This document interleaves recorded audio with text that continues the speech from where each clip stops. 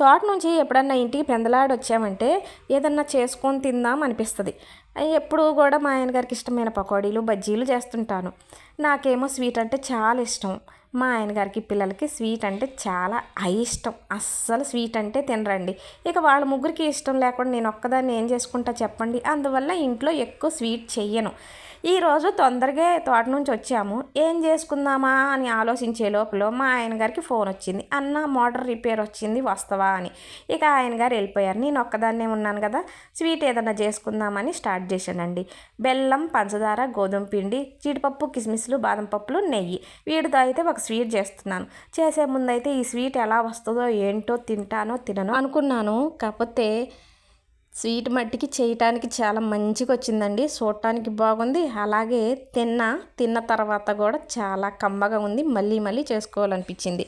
ఈ వీడియో మీకు నచ్చినట్టయితే లైక్ కొట్టండి ప్లీజ్.